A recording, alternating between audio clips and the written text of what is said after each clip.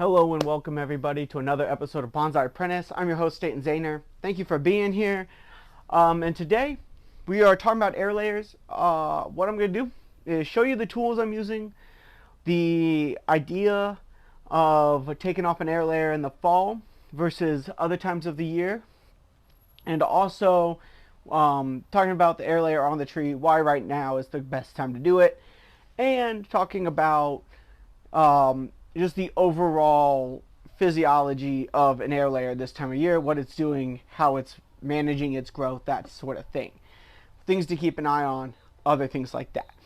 So the first thing I want to do though is say, please like, share, follow, subscribe, hit that notification bell, leave a comment if you have any questions, hit that like button. All those things greatly help me in the YouTube algorithm. It'd be fantastic if you could do that. So thank you all for being here, and without further ado, let me show you what I'm using and we'll get right to it. So I moved the camera in a little bit closer just to pick up and show you what I'm using. So I'm using a clay pot just because it's a decent size for the air layer that I'm taking off, right? It's going to be proportional pretty good, so the soil will dry out and stay wet the way I need it to in the winter. It'll also help protect the roots, and you know, if anything happens over the winter, this pot will be fine. It's a cheap, you can get it at like a craft store for like $1.50. It's really not that much. So, and it doesn't need that much, right? It's an air layer. It's not going to be refined. We'll show you a little bit more, but it's this chunk here. So, it doesn't need to be super refined. So we're just doing a pretty simple pot, in all honesty. Just a little bit of drainage screen.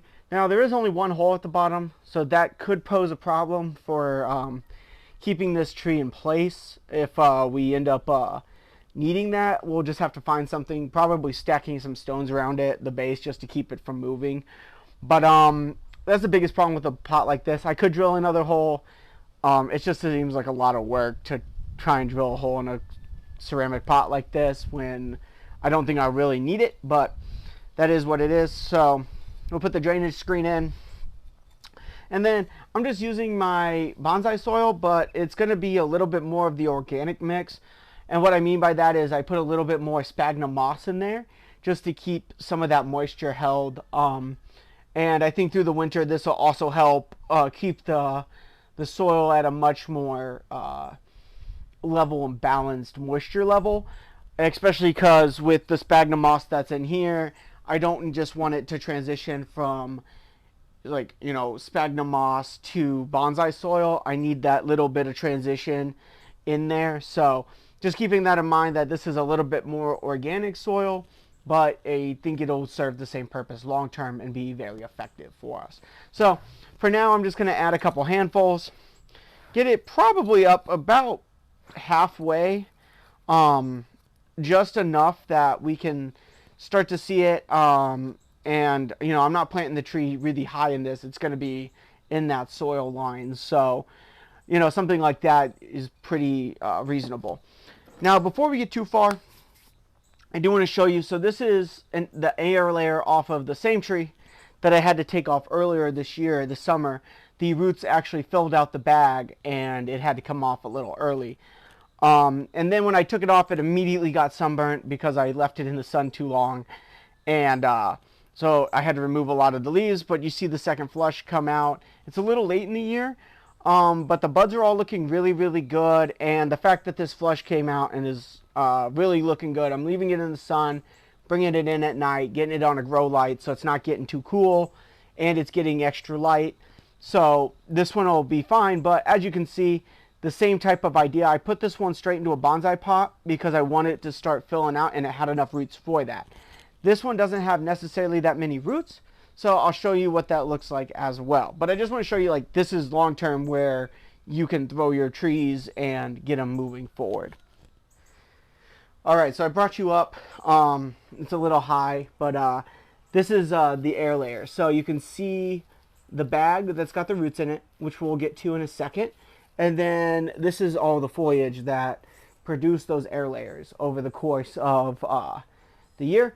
So what we're going to do, and to start this off, is I'm just going to take this bag off so I can show you the root growth and what's happening. Okay, so find the wire. Now, this one had a really late start to it this year. And I air layered at the right time. It flushed out really, really well.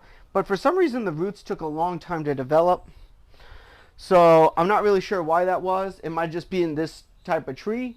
It might have been the light that this was getting. The fact that, I took an apex region off for the other one. So maybe that this being to the side and not being necessarily the apex made it actually slower. I'm not really sure, but that is what it is. So what we're going to do now, remove this plastic, and I'm going to get in here with the camera and show you our root development in this tree. Okay? All right, so bear with me. It's a little shaky because I'm just holding the camera, but you can see we got roots in here. And the reason I want to take it off this time of year is because what's going to happen is when this goes into dormancy and these leaves start to turn yellow and fall off, it's going to perpetuate root growth down here.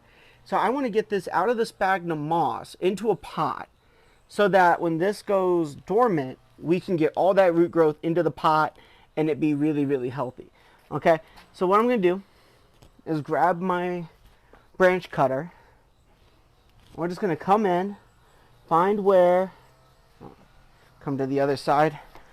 I'm going to find where the branch ends, which is probably up here. There it is. And I'm just going to cut it off, making sure I'm not nicking any roots. Trying to get it just in there, cut.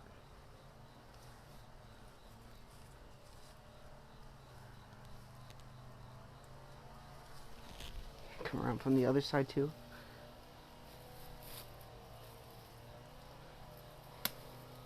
There we go. Boom. Beautiful. So you can see now we've removed that whole section. I had a little bit of I left a branch there, but there we go. That's what came off. Okay, so we're gonna set this down, move this tree, and I'm gonna reposition the camera here so we can show you the planting process. All right, so as we're working here, I hope you can see it. It's kind of an angle of just looking straight down, so it is what it is though. So I got my air layer. Okay, you can see all the nice roots that we've got there growing. Really, really nice stuff. So, and I don't want to break up these roots too much. I just want to kind of place the tree in there, make some more room. And I just kind of want to place the tree in here, not messing the roots up, not pushing it too hard. And we're just going to throw some more soil in, okay? You almost want to treat it like another repotting, okay? So just getting that soil in, getting it the tree situated where you need it to be, that sort of thing, okay? Treat it like a repot. You should be okay. Going forward, work it in with your chopstick. Get it, make sure you're getting, and some of that sphagnum moss, like I said, you want to incorporate some of your less organic mix into that as well, okay? You got akadama, pumice, perlite, and some sphagnum moss in this mix. So it's in. Yeah, I'm definitely going to need some stones to just keep this situated. I do wish, well, yeah, I don't know. I could probably take a wire and just maybe pin it in. We could try that. Let's see.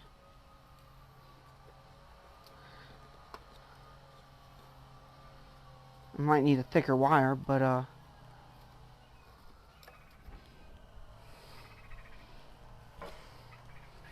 we're just going to give it a go. Give it the good old college try. We're going to cut it off here. And of course we'll have to watch this as it thickens to make sure that it's not doing anything. I know there's a couple other ways, like if I want to put a chopstick in there or something to hold it better, I could. I think honestly too, I think that's going to work. I'm going to go the other direction with it just to give us a dual anchor. And it's not very tight around here, so I'm not worried about it cutting in or anything like that. So Sorry from the neighbor's weed whacker too.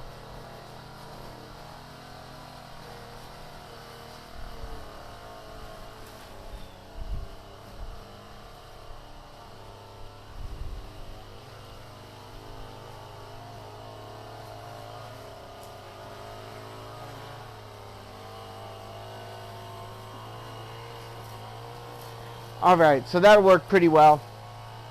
It's kind of at a weird angle. It's kind of drooping off to the side, which is okay for now. But what I'll do in the future is maybe correct that with another repot.